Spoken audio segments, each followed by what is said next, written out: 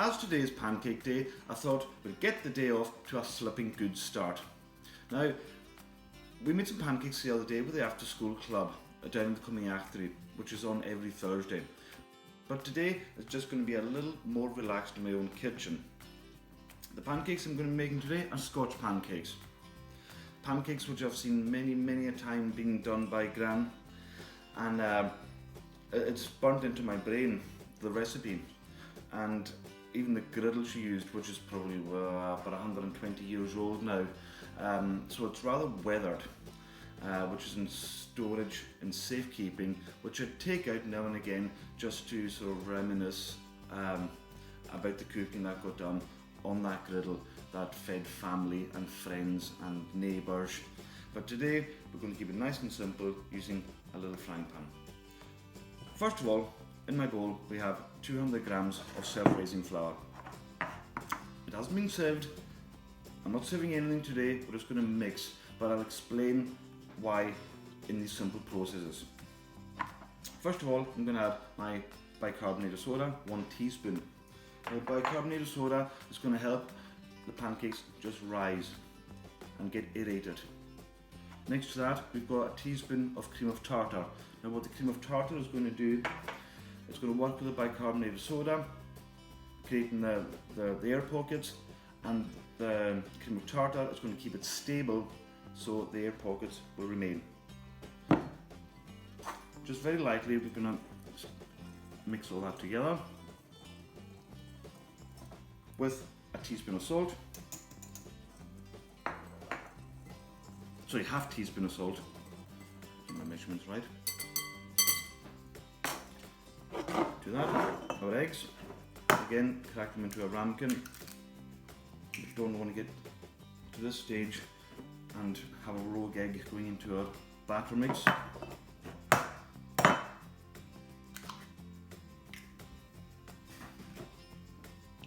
2 eggs.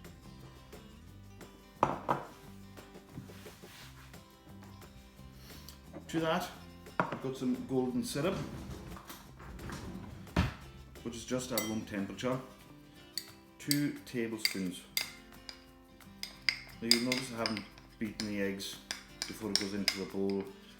We want to keep it simple. And we have 2 tablespoons of golden syrup. And now for the milk. Now the milk, there's no exact measurement for this. I'm just going to add a little bit at a time. Notice I didn't make a well. It's not a massive deal.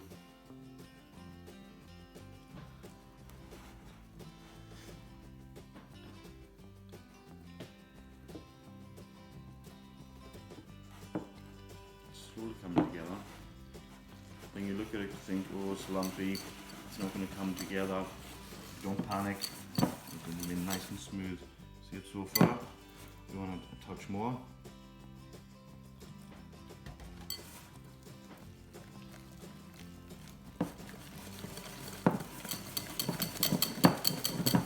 Really good mix.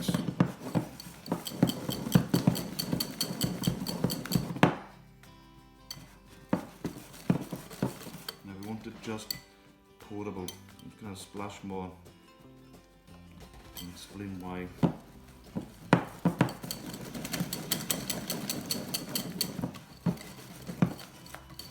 And there we have it. That's a nice thick batter. Another wee trick, if you're trying to mix and add the milk at the same time without the bowl going all over the shop, would be taking a dish towel onto your dish towel, and that gives some abrasion. Now already, we're going to leave that for 5 minutes just to rest. What will happen is it'll start to thicken and air pockets are going to start to appear. What happens is when the milk goes into the flour, it goes into the particles of flour, and the flour starts to absorb and becomes tighter, so it naturally thickens. So already you can see the air pocket starting, so we'll come back in 5 minutes. So now our 5 minutes is up, we can see it's slightly risen, and you can see all the air pockets in there. Now to see the thickness of it, we want to be careful at this stage, Now for ease of cooking, I'm going to pour it into a jug. Yeah, beautiful. So we just want to be just nice and careful into our jug.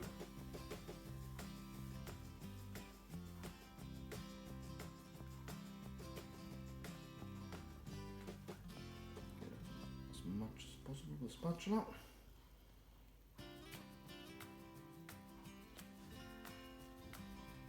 Still capturing the air pockets and still rising.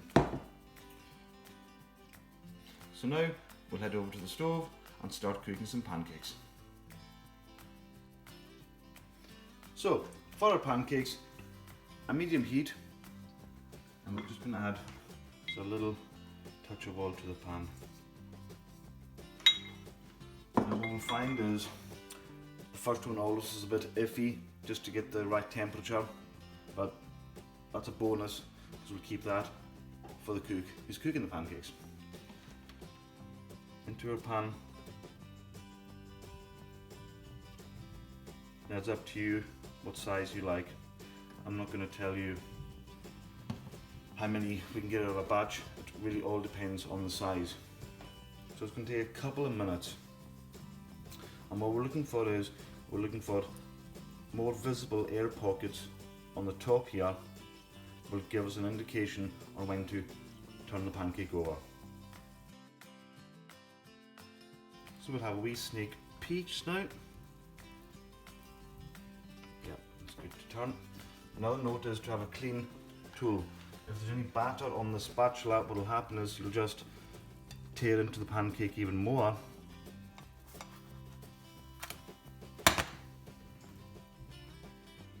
First one's always a bit iffy. So again, after a couple of minutes, we'll just, that's beautiful. We'll just put that onto a cooling wire. And as we go, we'll just take a clean dish towel and pop it over the pancakes. Let them just rest nicely. And we'll continue frying the rest until all the batter is used up.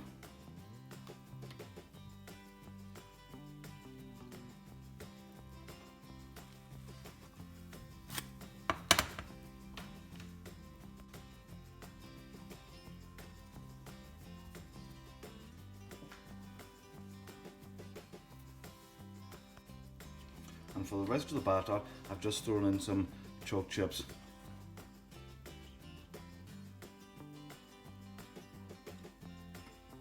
Which will just melt nicely into the pancake batter.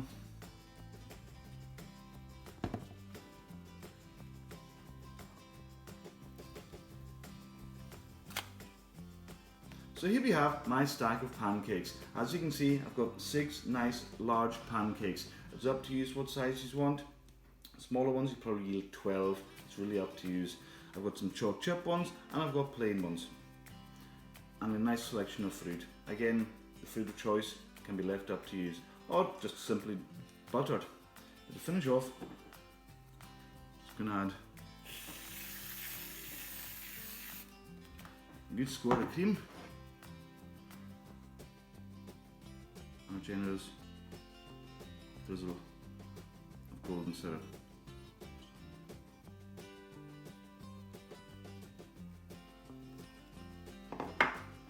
And if you put that in the middle of the table for everyone to help themselves, you'll be onto a sure winner. Enjoy.